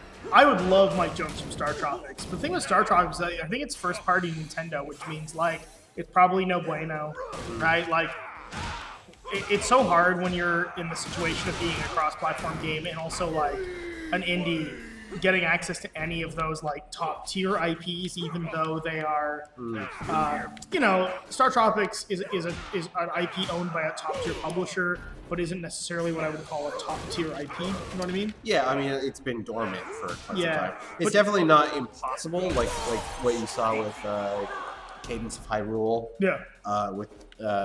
With that team. So like Nintendo definitely seems like they are open to the idea of indies working on first party IP, but it's going to be rare. So So that means yes, I have met Igarashi-san. He is not a vampire. Actually, sorry, I have no. I cannot confirm or deny whether or not he is a vampire. I actually don't have the information. But what I do know is that he looks great in a hat, and he's a wonderfully nice, charming individual who may or may not be. He had okay, Dan. He definitely did have the cowboy hat, but not a sword. that cowboy has a legend. Yeah, we were all crammed into this giant izakaya. It was like, like I think we occupied the entire izakaya. Remember that, Ori? When we were in Kyoto, we like crammed into that one room, and then like we had the izakaya there, but then there was the main room in the big area. Is Igarashi there? Yeah. I went out. And, that's where I first made the connection. Oh damn! Yeah. I didn't know that. Penny stock. That was a good time. I loved Kyoto so much. See, the trick, Zamius, is just be really, really friendly and have no shame about meeting people. It's when like we roll up because like we go to industry events all over we used to do in the before times. Yes. We would go to industry events all over the world, and I just like going to bars and chatting with people. It's how I met Tom Hall. I sat next to him at a bar and was like, "Hey, aren't you Tom Hall?" And he's like, "Yeah," and we just chatted with each other and like for 2 hours and bought each other drinks, and it was a great time. Ask him about the Doom Bible. There we go. It's like the Crime Bible, but better. It's a DC Comics reference. Oh, I see.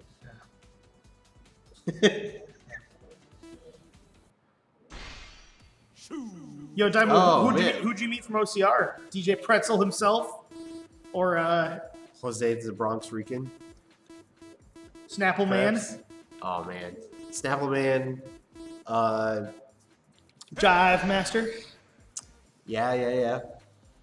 Snapple Man's got that legendary Doomsday Zone remix off the Sonic 3 and Knuckles album that I'll never forget.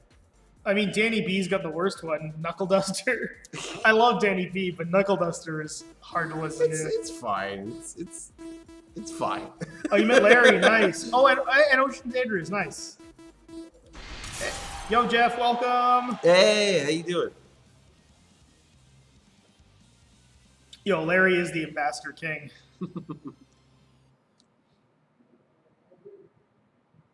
Oh, yeah, you met Charles Martinet, dude?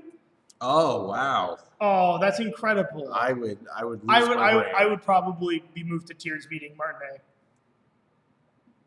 Oh, Andrew and Jillian, nice. They're good folks.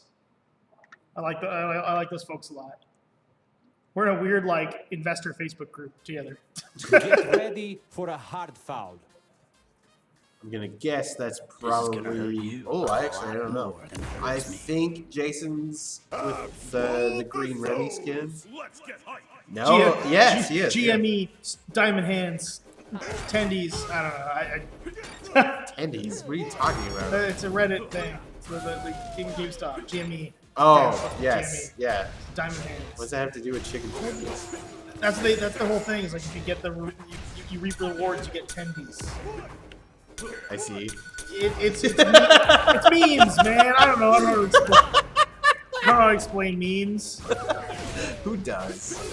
I remember years ago, I liked a post from the Sonic the Hedgehog Twitter account that it was like something like a I don't think it was Valentine's Day. It might have been like Christmas or something. They posted like a card that was like, we could have gotten you anything, but we got you memes.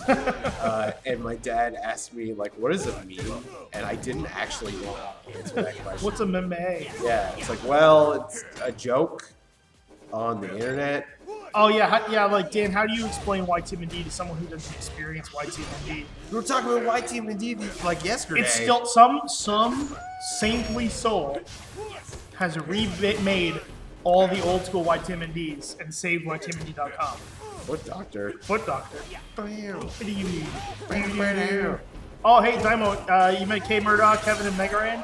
Raheem's a friend of the family. He's a great dude, and so's Kevin.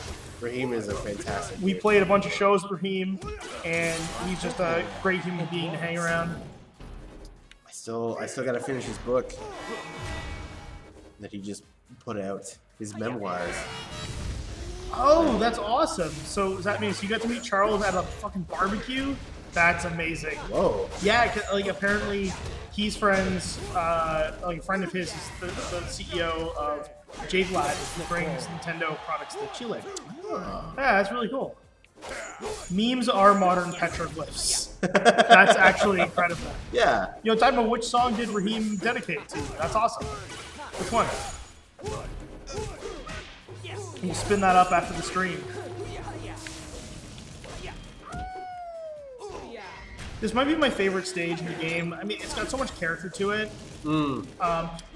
A lot of people don't notice there's a giant rocket back in the room that the sign is on. They just tagged a break room sign to a fucking full rocket. If I remember the high concept for this one, it was supposed to be like this is a villainous hideout in the Strike Fists universe. Where, like, this is where the bad guys would be, and this is like a break room in their missile silo. Yeah. But the missile was originally in the center of the room, which makes sense for like the layout. Yeah. But it blocked the camera, so we just shoved it to the back. Also, the arcades we censored a little bit. There were a lot more like parodies and stuff. Any talks for more crossover characters other than the 3 that are coming? Yes. Yes. There have been more that have even been designed, but it's unconfirmed whether or not. Like we don't have any that we can announce beyond those 3. We can't say shit about what's coming. But we're absolutely talking about doing more. And some of them are like crazy go nuts. Like if we can land them, it will be incredible. But it's like, well, are they too rich for our blood? Do the creators want to do what we want to do? Like, there's so many opportunities for these things to fall apart. Yeah. Pepsi Man, absolutely. Pepsi Man! I would love to do a character pack that was both Pepsi Man and Sega de Sanshiro. Get like the 2 heroes of the Saturn era. Yep. Absolutely. Yo, Mikey Man guy. Hey. What up? Throttle from Biker Mice. Like, if we could get... I mean, I don't even know... Actually, who did Biker Mice from Mars? I could probably find out. Like DHX, probably. It probably was us. Like it probably was D. Cleaning up the streets. Actually, yeah, probably. So we used to work for D.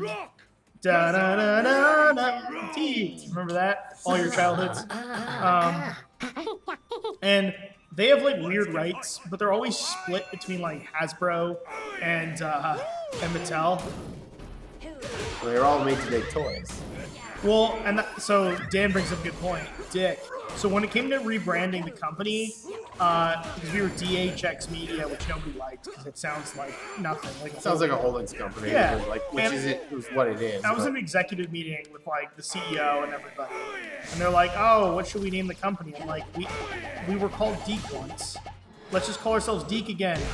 Like the people who were nostalgic for Deke have kids, and the marketing director's like, "Nope, I'm vetoing that because people will call us Dick." People were calling you Dick for... People were calling you Dick back then, and it made you money. Well, it's like, it's more recognizable. Like, at least take the thing that's going to be easier SEO. Oh, yeah. I don't know. Embrace the Dick. Exactly, Dan. It's not my fault you called yourself Deke. Like, it's...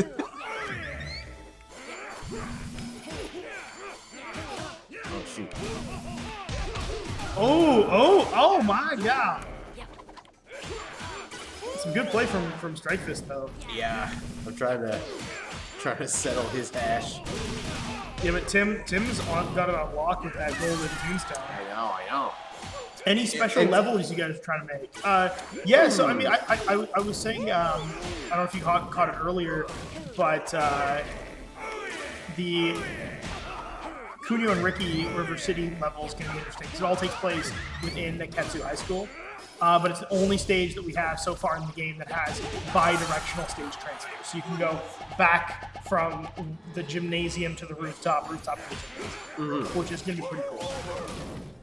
What were we doing for Deke? Remastering Dino Riders? No, I was running the games division of DHX, and then we acquired Deke, and then we became the conglomerate that is now known as Wild Brain, I guess. They finally went back to that name. Oh, if we could get a Power Stone character means, that would be amazing. Oh, man. That's, like, I think that would fit so well. Like this has all been such a huge love letter to Power Stone. Like, if we get, like, Edward Falcon, yeah. or Rouge, or Jack, or somebody, like, absolutely. It's just like convincing Capcom to notice us, senpai, you know?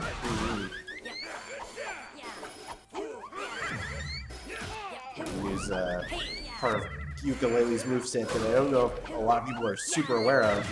Is you can if you delay, so that all of their, I'm dead, but like all of their basic normals on the ground, you can delay them to get extra hits, and if you delay on the spin, you can actually cover distance with it. And jump with it. Yeah, and jump with it. Like Sonic. Yeah. It totally Boulder works. punching Chris Redfield. I would love boulder punching Chris Redfield. Oh man. Here, jump in. I Yeah. gotta hit the watch. You got- That sounds like something a scrub would say. Yeah. Okay. Choose your warrior. Totem and Earl.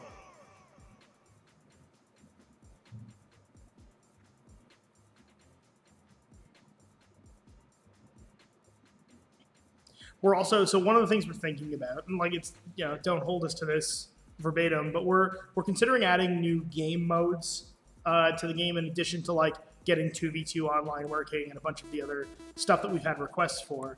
But things like a game, like a coin collection, like fight game, like a King of the Hill fight mode, a Power Stone inspired, like hang on to the gems. Once you get all 3 gems, you get access to your hype attack kind of modes, just to kind of play up create some variety for online play.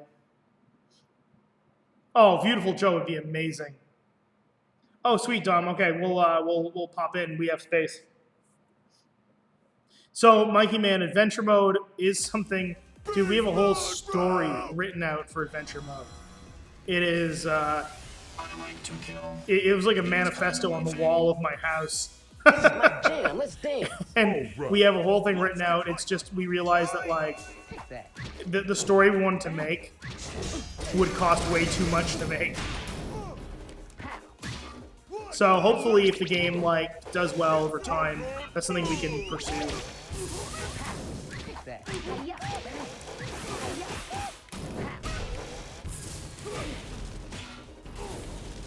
Bam. Take that. Bang. Hiya. Bang. Take that. Bam.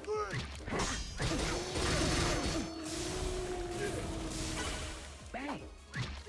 Hiya. Bang. Hey, Earl, what's this? Hiya. Oh no! Oh damn it!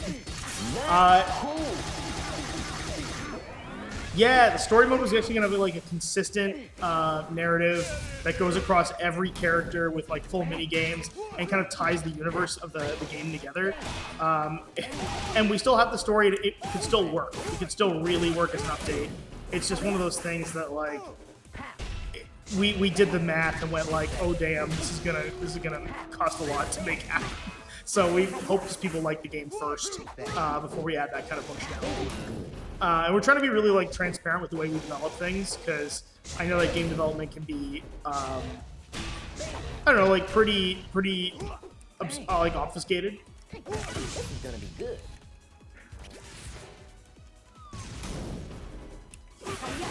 Costume wise, oh shit. Actually, hold on. There's a bunch of stuff going on, but I'm trying to be.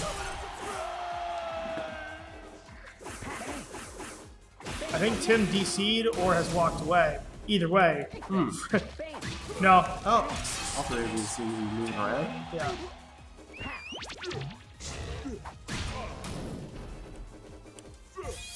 Oh Oh, no. Zatmius, thank you very much. Really appreciate that.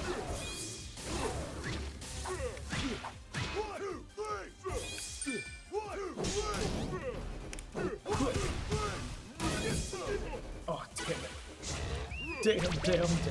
Hiya. Oh, Jay's hectic. Yeah, 3-for-alls are fun because like you can't really, the balance of power changes way too quickly. Oh yeah. It's always so tempting to just like to wait to see who gets into a skirmish, kind of lead each other into encounters, and then capitalize that as the third person. Oh no! Oh, really? Huh. Did COVID affect the development of the game at all? Yes. I mean, not terribly substantively, but like we're a small team already, and COVID just kind of scattered us even more, and it made it just a lot harder to like do the things we wanted to do. Yeah, I mean the easiest thing to point out would be like we were planning to hit up just about every single major fighting game event physically over this year. Like that would have been like Evo and like Common Breaker and CEO. Like CEO. Yeah, we like, actually all had sorts. things in place to have booths at every major in 2020, and then we're like, well, damn it, COVID Yeah. stopped that. Well, let's have booths in 2021. Oh, those don't exist either. So it's Yeah. been really hard to reach the FGC, Yeah. especially when you're going entirely virtually.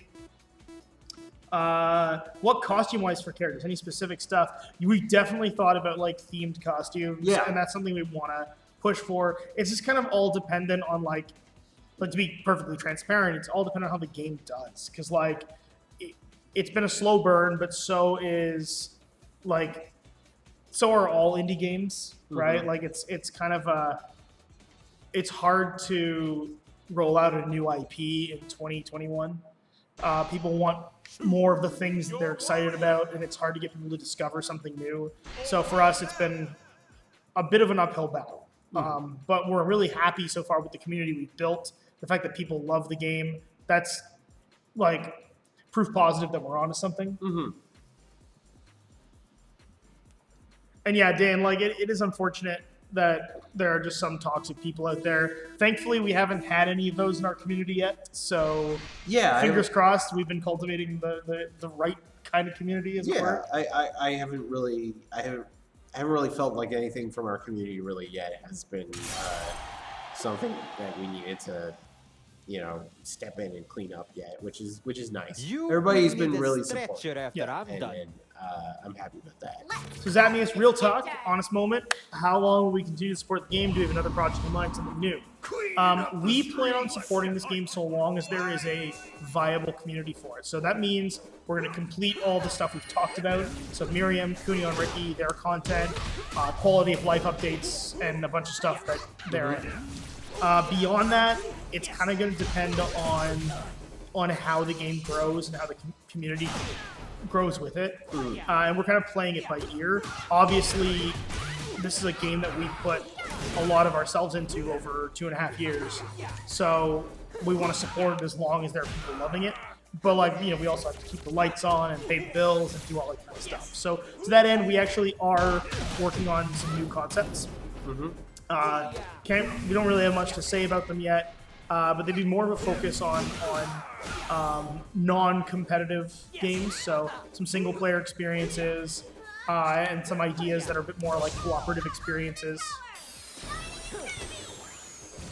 Mikey, thank you so much, man. That means so much. That means the world, right? Like, and same thing, Zamius. Same thing to everybody who supported us.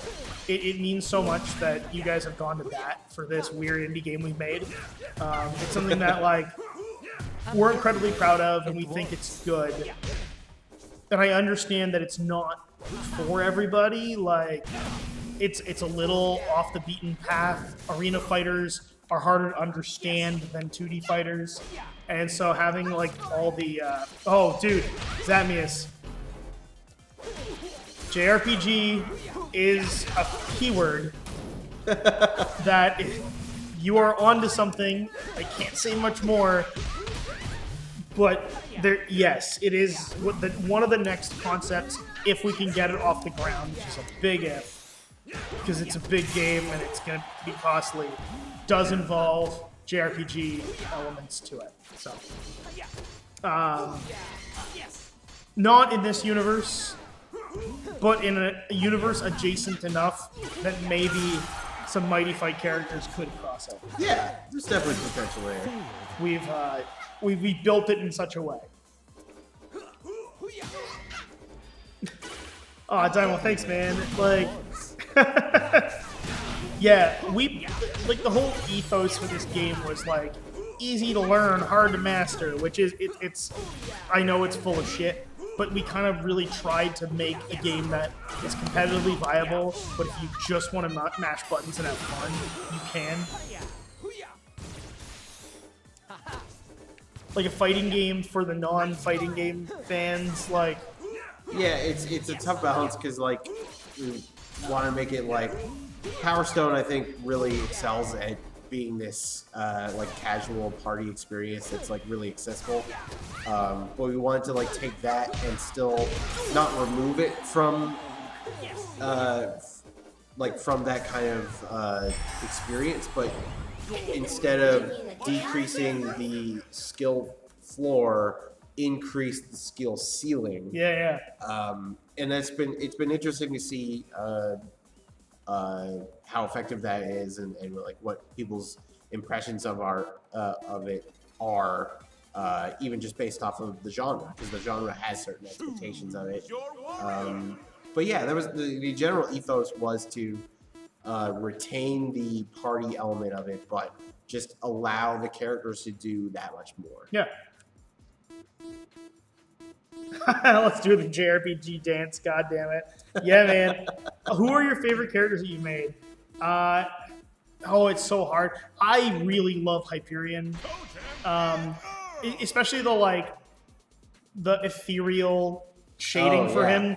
I think there was an idea that I came up with, and like I bounced it off of our concept artist for the character Gavin and our art lead Dan.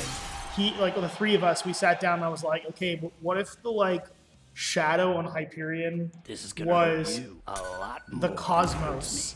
And they thought I was really high. And they're like, what do you mean? What if the shadow was the cosmos? I'm like, hold on, I'm gonna make a shader and show you. So I went in and like quickly whipped up a shader where like the lighting, I basically, rather than do a standard lighting equation, which is what you do when you figure out what's gonna be in shade and what's not, do a mask of anything that isn't out of like this in shadow. It gets replaced with a world space shader of the cosmos that I made up. And like I showed it to them, and they're like, oh, holy fucking shit, this is awesome. So we built the whole asset around that, and like it's funny because like, you know, from a character design perspective, obviously I think Tombstone just really excels, Stingray really excels, Heckbane obviously, but like that little touch of Hyperion of like this weird aspect to him that's represented in a shader effect I find really, like, it's really endearing. Mm-hmm. But yeah, Tombstone's he's such a badass. Tombstone's great.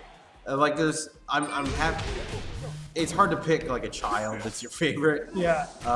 But yeah, like Tombstone for sure.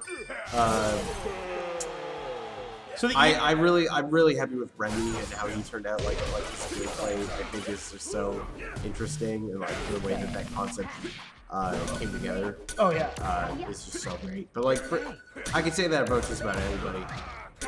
Yeah, like I will say the thing about Tombstone that I didn't anticipate. So like the ESRB re-rated our game after we launched, and I was like, oh, they're gonna complain to us about Toonshine. Nowhere in the game do we say that Toonshine is alcohol. It's just his fight juice. Yeah. So I thought they were gonna get us like, oh, we've re-rated your game for alcohol. No, they re-rated our game for blood, which our game doesn't have. But the thing is, you can't argue with the ESRB. Like, there's no like dispute function. So I'm like, and like it didn't change our rating. We're still T. So I was like, well, I don't care. Yeah, I'm not gonna fight for something that doesn't even change the rating. But it's weird that they're like, oh, we're amending your rating to blood. I'm like, what blood? Who bleeds? Exactly. Do you bleed? Are you talking about this like tomato splatter? Because this is a tomato, clearly. Yeah, like. Too bad. Bang. Too bad. Look, there's no murder, only marinara. Ooh, nice. Ooh. Yeah, we got this. Yeah, I think we're gonna do a few more and then call it a night. It's getting late here on the old East Coast, East Coast. Going for about Hi, kid. 2 hours. Yeah. I don't know why Tuesday gives me vibes from here from an awful fighting game. Double Dragon versus the 5 The Shadow Falls. Oh my god. I actually haven't thought of that game in a long time. There's like an ice dude in that game. What's his name? Not. I haven't played much of. There was Shadow Lockjaw, Falls. but who was the ice guy? Hey, oh, that game was bad. But yes, Bones. You're right. Tombstone does give off Bones vibes. Oh, Shadows Fall. I think about that game sometimes. It's based on the cartoon that only had a pilot. Ice Pick. That's the one. Isn't that the one that has like the like Billy and Jimmy's designs are based off the movie? No, that's the Saturn fighting game slash Neo Geo fighting game. No, the Double Dragon 5 The Shadow Falls was based off of the cartoon that only had like a pilot. I see. And yeah, there's like a dominatrix lady and like Shadow Master. Well, dominatrix lady would be Linda. Well, it should be Linda, but it's not. Cleaning up the streets. Yeah. Aren't you the Oh, the cartoon had more episodes than just a pilot? Oh, jeez. Crime doesn't pay. Well, that's... Let's get hyped. I'm going to have to hate watch those. Because I remember the pilot was terrible. But yeah, there is a Neo Geo fighting game of Double Dragon that is based on the movie, and it's got like weird growth of Bobo. Yeah, it's like movie Bobo. They've got the really sparkly like key for both Billy and Jimmy. Yeah. This is my favorite tech. CEO's projectiles go just high enough to go through the ropes. Oh, that means I also have a cartridge of Double Dragon 5 somewhere. It's right next to my Shaq Fu cartridge. So, and I own a lot of copies of Shaq Fu for different platforms. You know what crossover I'd love to make happen again? Double Dragon versus Battletoads. Oh yeah. Oh Yes. That's risky business. Oh no. Getting beat up by both these strike fists. Streets, clean. Billy and Jimmy strike fists. Yeah. He should have a brother whose name is No, either it's Jimmy or Bimmy. Billy and Bimmy strike fist. Oh, it's my stupid brother, Bimmy.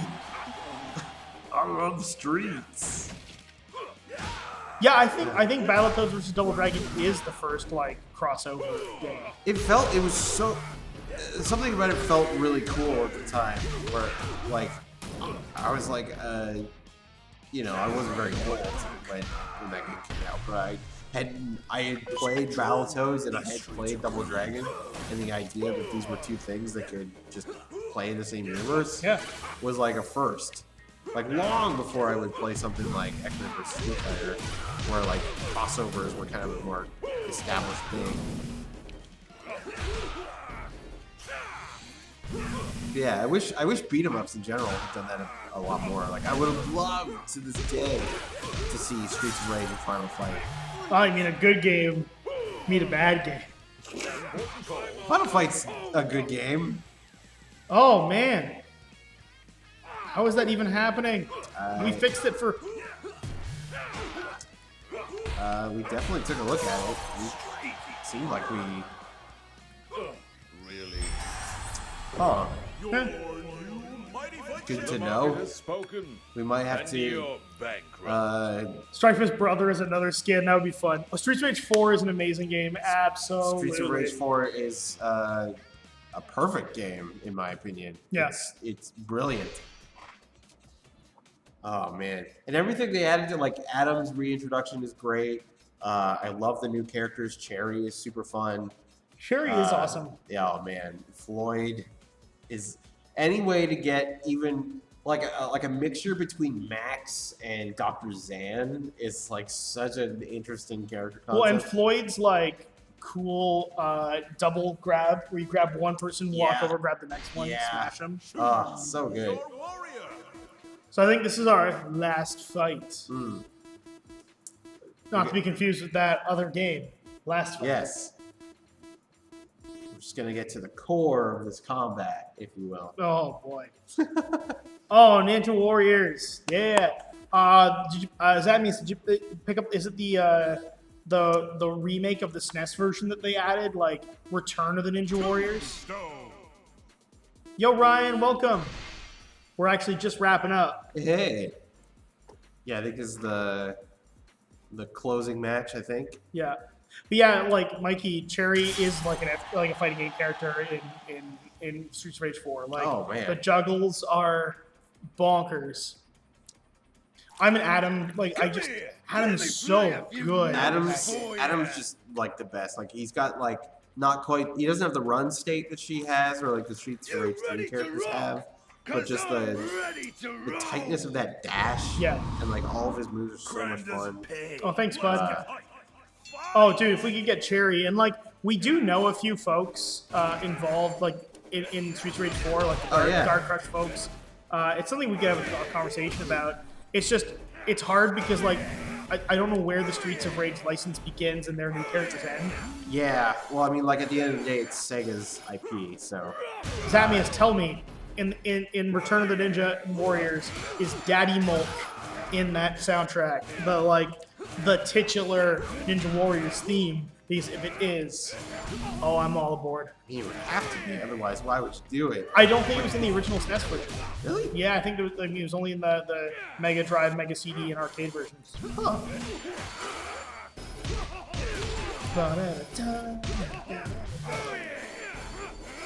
I'm seeing double here, 4 tombstones.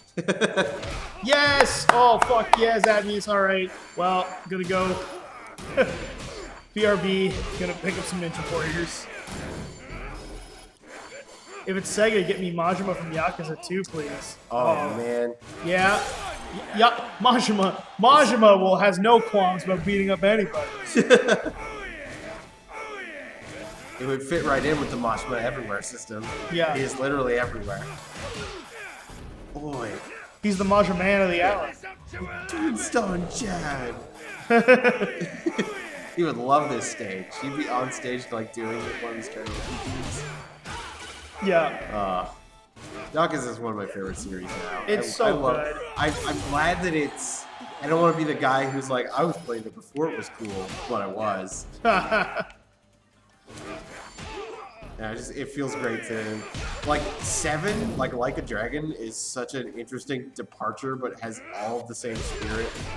I'm having such a good time with it. Well, and I like my first Yakuza was Yakuza 3.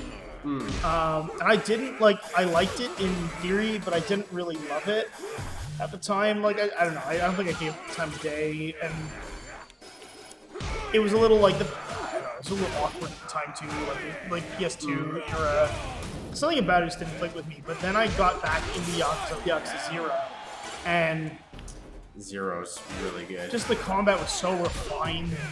I think of the numbered Yakuzas, Zero's got my favorite combat system for sure.